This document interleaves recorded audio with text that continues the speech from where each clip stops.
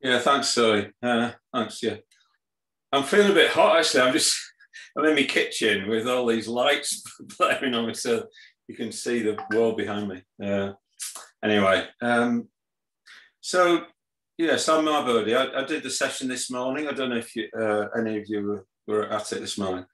Um, so tonight's talk is about consciousness and conditionality. So what I'm going to do is I'm going to say a little bit about the kind of origin of the six element practice, and then just go into like the Buddhist view of consciousness, really, and yeah, I want to sort of try and make it as practical as possible. So this morning, what we did was we did a meditation called the grounding meditation, where we kind of experienced just kind of building things up from the ground upwards.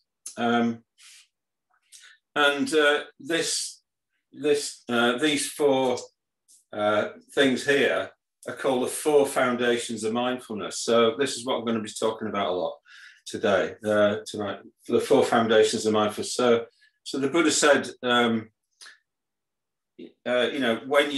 this is the main teaching on mindfulness. So he said, when you bring mindfulness to these four things, to body, feeling, the mind, which includes emotions and thoughts and attention and views, or this is dharmas, then and turn them from being sources of suffering to being sources of happiness. So, for instance, if we start meditating, we notice that we're in a state of tension, then we can sort of do something about it. If we don't know that, then we won't do anything about it. But all of them are sources of happiness or suffering. So what we do with our mind, and emotions, our mental states, whether they're skillful or unskillful, leads to happiness or leads to suffering.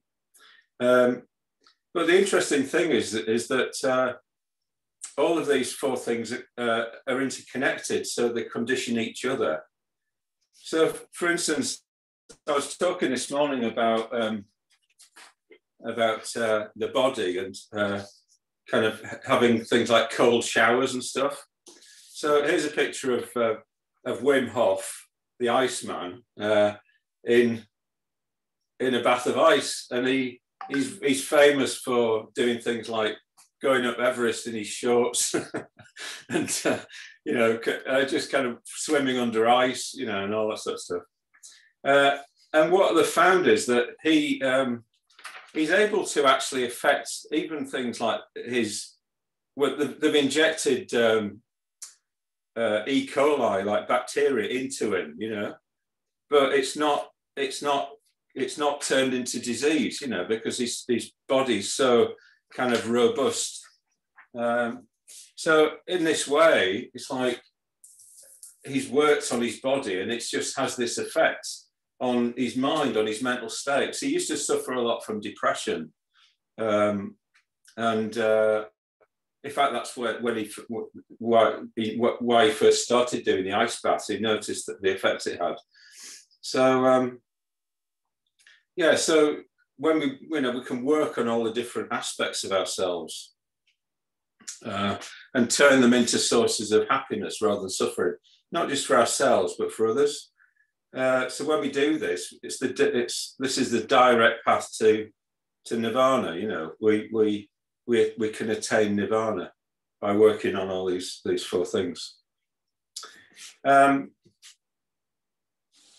So I'll just say a little bit about the elements, the origin of the six element practice, and how the Buddha, why the Buddha did or Buddhist monks created this meditation practice that we're doing. So basically,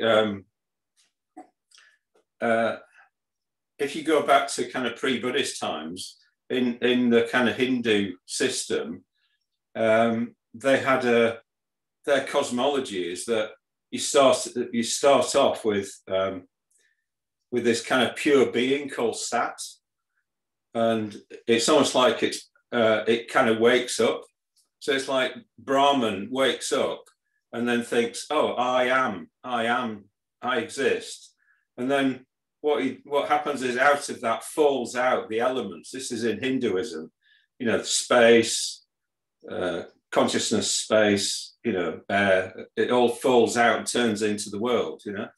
So when Hindu ascetics meditate, what they often do is they're trying to reverse that polarity. So they try and identify with the earth, and then kind of merge with the earth, and then identify with water and merge with that.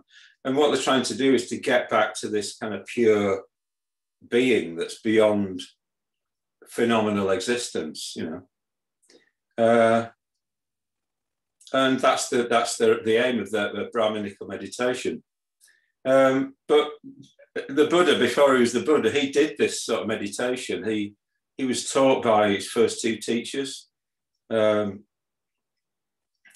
Kalama and Udaka Ramaputra, and he found it didn't work. You know, he didn't find this permanent essence beyond things, beyond the world of phenomena. You know, what he realized is there's just a world of phenomena.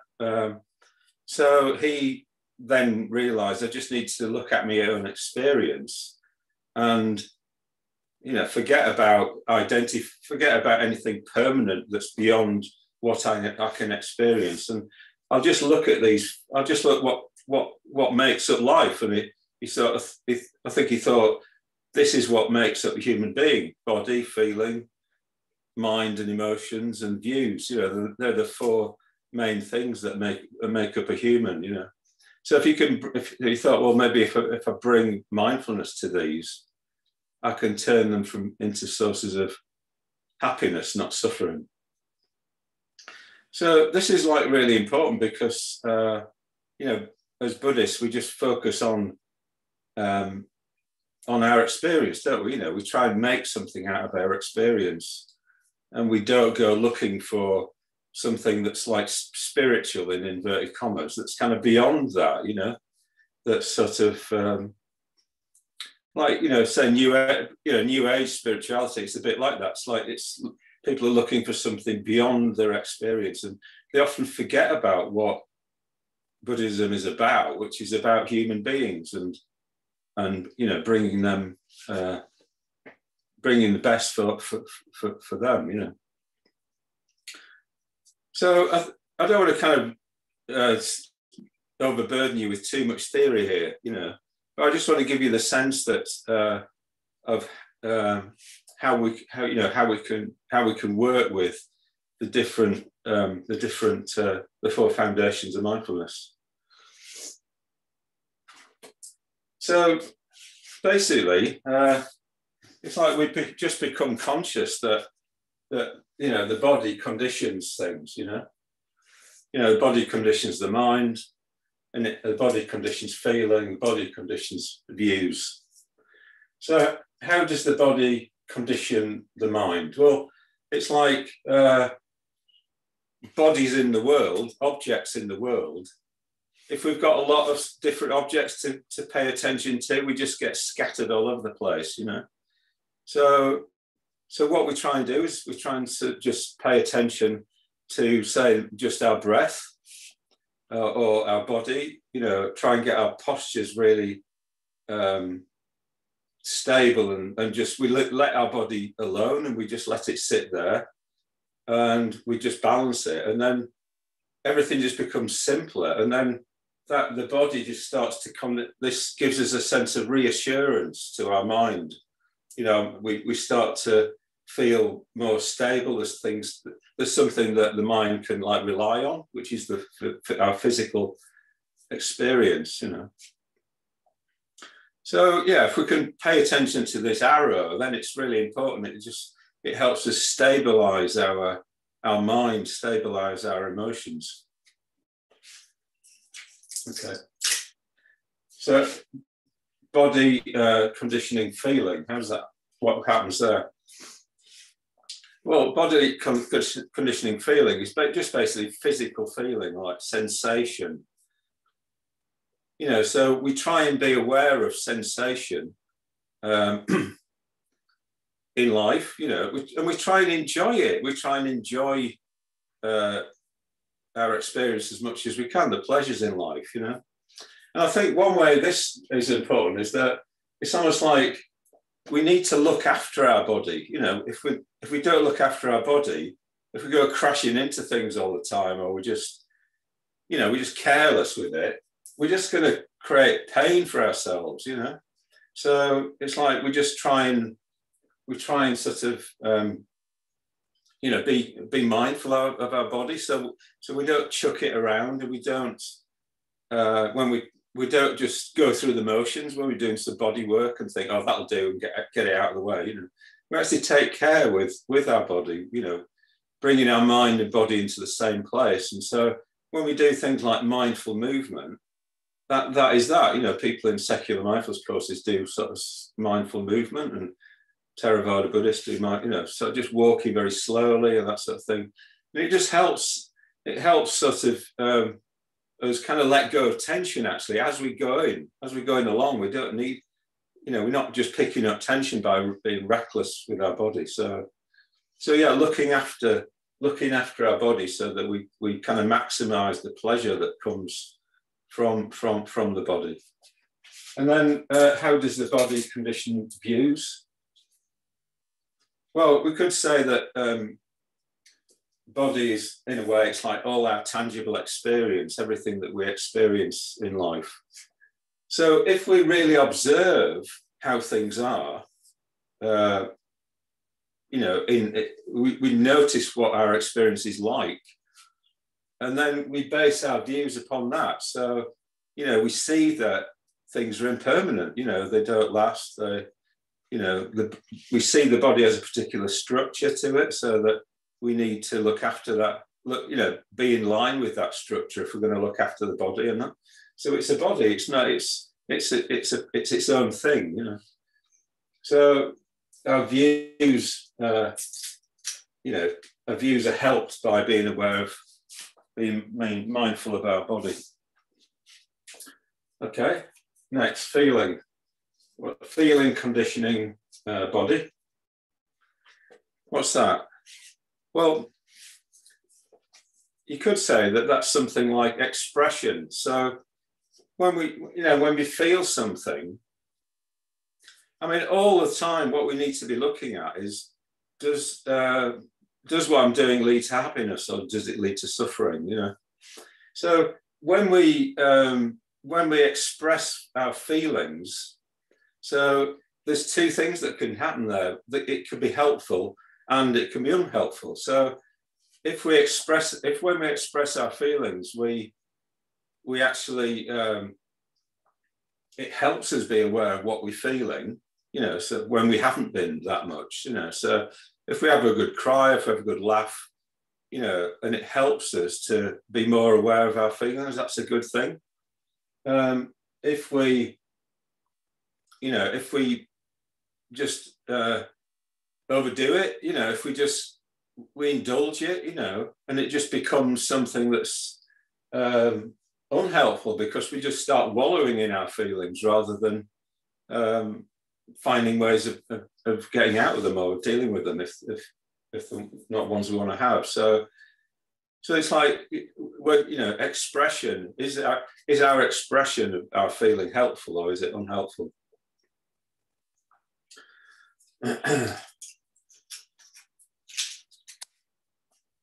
Okay, so feeling conditioning mind.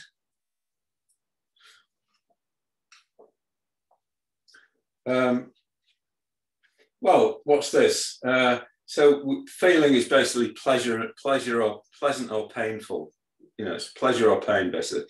It's just the experience of pleasure or pain. So these two are experience, and these two are responses to experience. So we have control over these two, and we don't have control over these two. Just as we experience them in the moment, you know, they're just there, presented to us. So,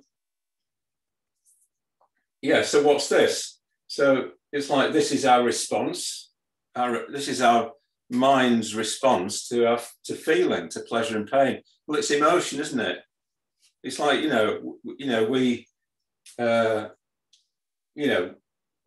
we have a pleasant experience and we often want more of it, or we have a painful experience and we want less of it, so it can lead to addiction if we're not careful, just following our emotions in that sort of way. Okay, so feeling, conditioning, views. What's this? Well, our view, suppose we're having a difficult experience, but we don't want to accept it, we don't want to, it's part of reality, so we've just found out we've got an illness or something like that, and it's really hard to take in and accept, So we can either not accept it or we can accept it. So, but if we accept difficulties when they happen, that changes our views. So maybe our view beforehand is like, this should not be happening. And then afterwards, this is happening. I accept it. So our views become more in line with reality, with how things are. So through observation, our views become more in line with reality. Through acceptance, our views become more in line with reality.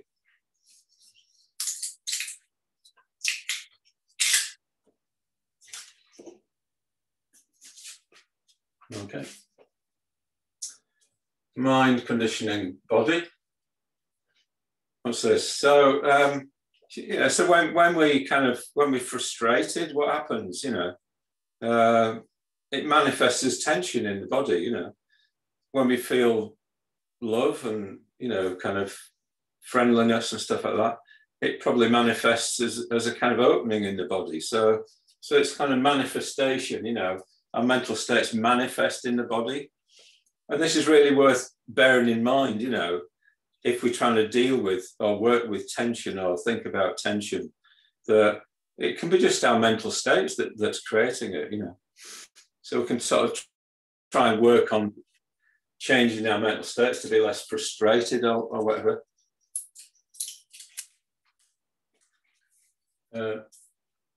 Mind, conditioning, feeling. So this mind up here is like our general mental states. And they're either skillful, so they lead to happiness for ourselves and others, or they're unskillful, so they lead to suffering. So this, in the Satipatthana Sutta, it talks about two types of feeling: worldly feeling and spiritual feeling. So worldly feeling is a type of feeling that comes from an unskillful mental state. So what's an example of that? Well, an example of that is something like, we see our enemy coming down the street and we feel pain, and then what we often do is we just go down a side street to avoid them, so we act on that pain and just keep that aversion going, what we could do is we could try and work on it through changing the mental state, doing the metta bhavana, and then if we start to see them less as an enemy, then the pain goes away, or that on a positive sense, we see, we're in a state of compassion up here, and we see somebody suffering, and it's painful to us, So it's good to act on it's good to act on spiritual feelings, and not act on worldly feelings. So, if we see somebody doing well, we feel happy, we congratulate them. If we see them suffering, we want to help them, that sort of thing. So they're the feelings that come from mind. And then you've got mind, how mind affects views. So here, this is the active side of our psyche. It's our thoughts, it's our emotions, it's our attention. So this is just thinking, you know, reflection. We reflect on, you know, if we're sure about what our view is, and there's no other view challenging it, then there's no need to think about it. But if you've got two opposing views, then you need to think about it. So you think about it, you reflect on it, and try and work out which is the better view. So that's the third way in which views are changed positively, is through reflection. Three quarters of the way there. Okay. How do views affect body? Well, yeah, so if your view about your body is accurate, then you'll work with it in a good way. So if you say you've learnt the Alexander technique and you're kind of letting go all the time, and you're sort of trying to treat your body as in the way it was meant to be treated, then it'll bring happiness about, you know. So, but if your view is that your body is just something to be dragged around and behind your planning and all that, then it'll create suffering. So this in a way is like perspective. You've got a perspective on things. Views affecting feeling. Well, this is mood, you know. So you get into a mood because of your view about things, you know. So your view might be that I'm a complete failure, or I'm no good at, you know. So you just feel pain because of that, or it might be that you feel, you know, I'm fantastic, so you feel elation. So, you know, the enlightened beings don't experience moods because their views are always in line with reality, so that they're never contradicted.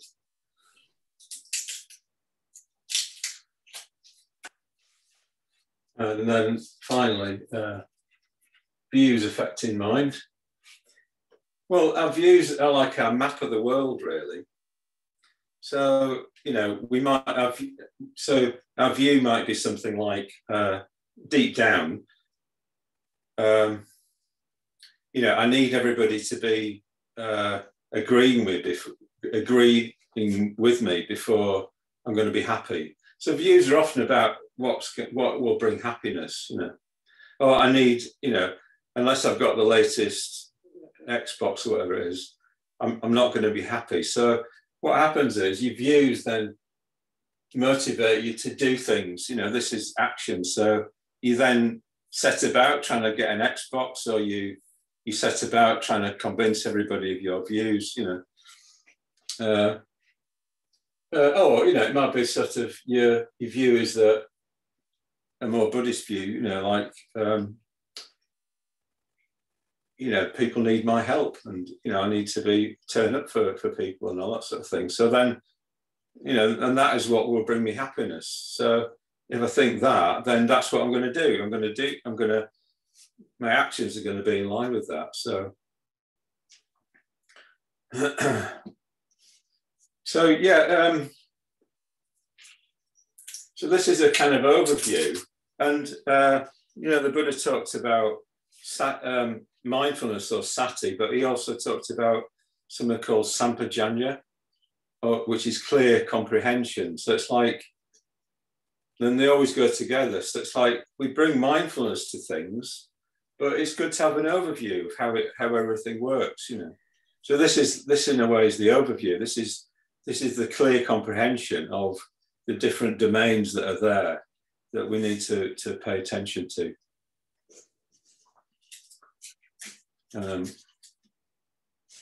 So I think I'll just sort of take questions, because I've talked quite a lot there, a lot of theory. So has anyone got anything they want to ask about or comment on, anything?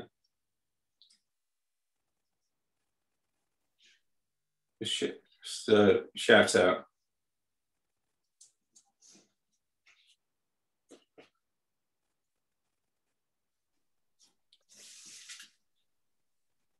Hi, Mahabodhi. Oh, yeah. Dhamma Hi. Hi. Thanks. Yes, I just wondered, why are you calling views, as it were? I thought that was a word for dharmas. I thought the four foundations were body, sensation, feeling, chitta, mind, heart, and yeah. So why are you calling it views? Thanks. Yeah, good question. Yeah. Well, when I first started looking at this, like in 2005, and looking at what everybody said about dharmas, it didn't seem like the Buddhist tradition has a very clear view about that. So my explanation is that so the tradition talks about the dharmas. The dharmas are like sometimes translated as mental objects or mental concomitants, and then people don't say anything more than that. They just stop there. So what you can think of that as mental objects are or things or phenomena. It's like they're kind of ideas or concepts or images that can be in the mind. So we'll have a mental image of something, or we'll have a word for it or something. So dharmas are, manas is the mind sense. So manas is what perceives dharmas. And they say that the mind sense is to dharmas as the eye is to visual objects. So it's a bit like the mind sense is having a perspective through things. So some things are in the foreground, So for instance, if you're a materialist, probably what's in the foreground of your mind all the time is like the objects you want to have, and the idea that will bring you happiness if you get those, And in the background are things like ethics or whatever religion, what other things that you're not so interested in. So your perspective is that it's like that. It's what's important to you. So in a way, what we're trying to do is to turn our perspective as Buddhists more and more to be what the Dharma is, rather than something else. Some other materialist or political or whatever it is perspective. So the basic answer is that there's no satisfactory commentary on this at all in the Buddhist tradition, and I've come up with one. So that, and I think it does work. Okay, mate. Thank you. That's good. And just you've called it the other one. Mind. You've called it mind, whereas it's more heart mind, isn't it? As it were, chitta is heart mind. Yeah. Just because it can. Yeah, and I know you can. We know so many. You did mention emotions. Yeah. Well, I could have put heart mind here. I mean, it's chitta is the word, and as I've explained, it's like it's got three aspects to it: it's emotions, attention, and thoughts. So it is heart mind. Yeah. Yes, and so I'm just drawing out things about feeling, because feeling isn't it more sensations? Because to feel something is what's the difference then between feeling and emotion? Well, feeling is just the experience of pleasure or pain, and that's it. It's just that. So pleasure and pain can come from stubbing your toe. It can come from not liking something, a view about yourself, and it can come from your mental states being skillful or unskillful. So it's different. It's got different sources, but it's one thing. It's just pleasure or pain. So then emotion is what we then do or don't do about that. It's our response. Emotion is our response to feeling, basically. Yes. So I hear that, mate. Yeah, yes. I'm just drawing it a bit more. Yeah, thanks. Yeah. Okay, thank you. Yeah, that's good. Yeah. Thanks. And what's exciting is that, because we can't change these two here, but we can change these two, But right. because, so for instance, if we walk down the street and we see our enemy and we go the other way, we avoid them, it's painful. Well, we're doing that because what we've got up here is aversion. We've got aversion to this person. But that aversion is conditioned not just by feeling, it's conditioned by our views, So our view is probably something like, this person is an object in my way. Yes. So we're not seeing them as a human being. We're seeing them as an object, Yeah. So, if we can change our view of them in the Metabhavana to see them more as a human being, then we probably want to care for them, Yes. I wonder if the word feeling is not a good word. It should be sensations, because I feel all sorts of things. I'm just wondering if feeling is the best translation rather than just sense pleasure, pain. Well, I think this is sensation, bodily feeling. Okay. I mean, in the Buddhist tradition, it gives names to these different things. It says, this is kayika vedana, bodily feeling. This is chaitasika vedana, mental feeling. This is worldly feeling or spiritual feeling.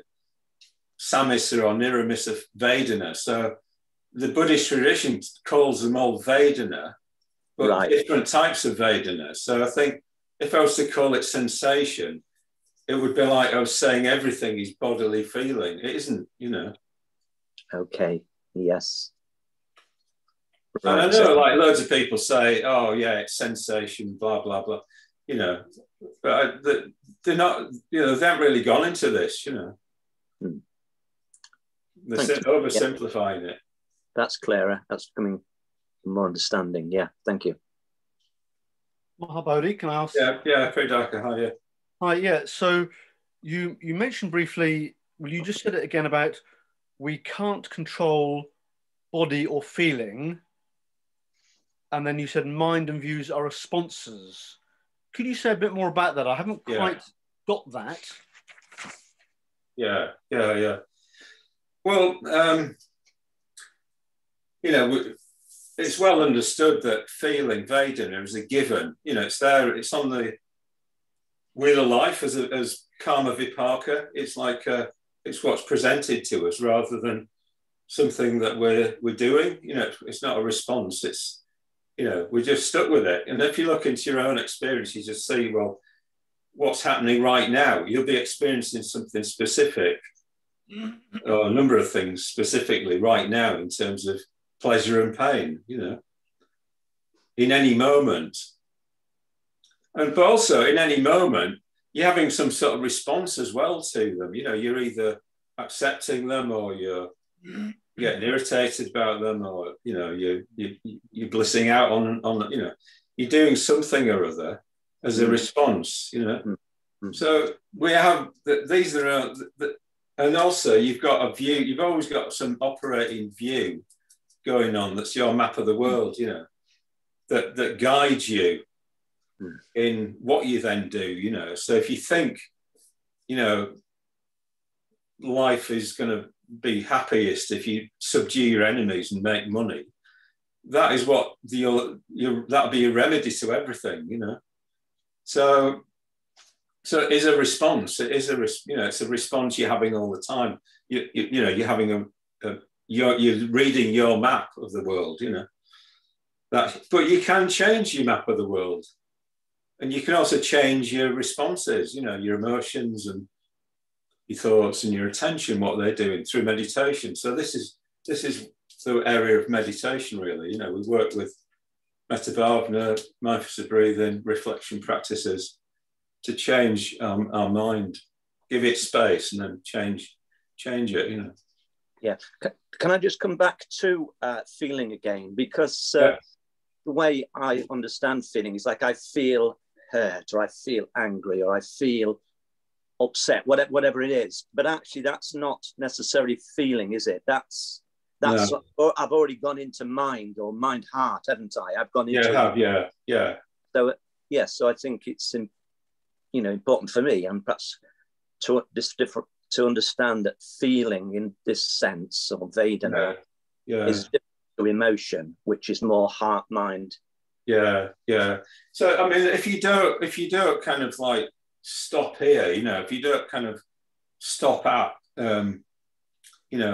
what am I actually feeling, what's my experience, and think I need to look at this and stop here and be careful what I then do next, then it's like you're being mindful, right? You're being mindful of guarding the gates of the senses, you're not jumping into some reaction or other, so just sort of keep coming back to, well, that was painful, or I feel pain and all that, and just try and just soften around it and give it some space before you then respond to it, So Dana Raja has his hand up. Yeah, hi Dana Raja. You're muted. Oh, sorry, no, that wasn't my hand. My hand shouldn't have been up there. Okay. I didn't notice that. Sorry, I must have pressed something. Can I continue a bit, Mahabodhi? Yeah, sure. I'll have to work on this a little bit more, because you're saying body we can't change. Well, it's not you can't change. You can move your body about, but in the moment that you're kind of experiencing it, in a way, it's in a particular state, isn't it? Okay. That's having an effect on you. Like whether it's stodgy or what.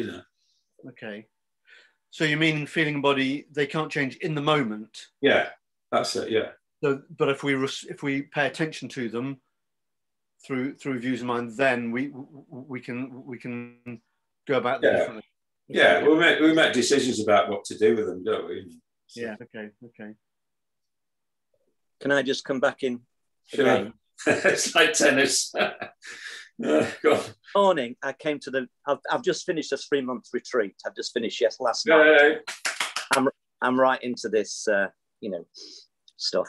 But you said something this morning about when we sit to meditate and just let the body settle, I think, or just let the body find its balance and come in, But if you've got a painful body, you can't do that. And that's my problem. When I was 20, I fell 30 foot and I smashed my foot up and my neck and my spine. So, and this just takes on to this thing about pain. And I've learned through this yoga and this practice I'm doing that body can change shape.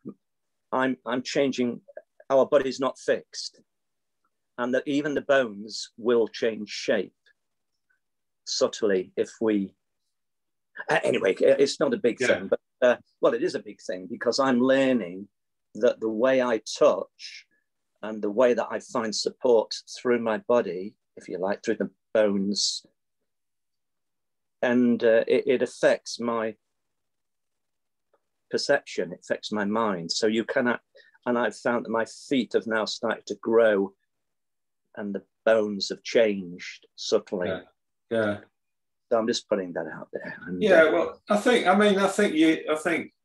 you're doing the Scaravella yoga, is exactly what I've been talking about, really. It's like you're really learning to tune into your body and what your body can do, what it's comfortable with, and you're not pushing it out of shape, are you? You're not bending it out of shape and forcing it into, So, the Buddha talked about conditionality being natural. It's just natural it's natural when we just let our body sit there and we don't interfere with it, and it knows how to sit down. That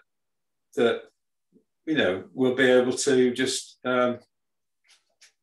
it'll come into its own better state, because we're leaving it alone and stuff, and we're kind of acknowledging what it can and cannot do. We're not forcing anything.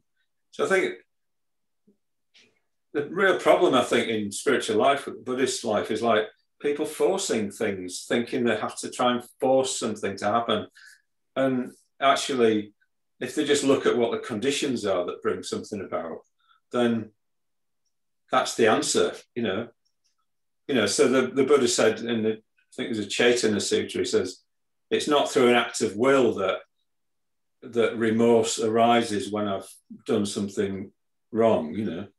It will just naturally happen that, you know, if I'm sensitive and ethical, I'll start to feel remorse, you know. I don't have to try to feel remorse. So it's just natural that if we put ourselves in good conditions and get a clear idea of how everything works, then we'll start to manage it all better, you know.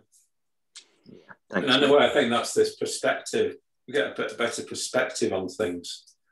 And then it all, you know, we know how things fit together and works. Amaragita has her hand up. Hi, Amaragita. You're muted. Hi. Hi, welcome. Thank you. I think this is all, just very, very fascinating.